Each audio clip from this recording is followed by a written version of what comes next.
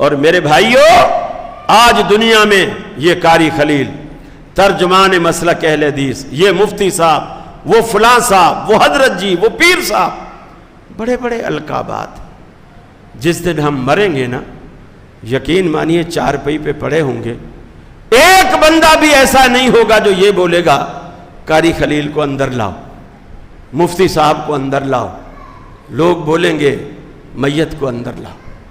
مرتے ہی ہماری ساری چودراہٹ ختم، سارا نام ختم، ساری شہرت ختم، سب کچھ ختم۔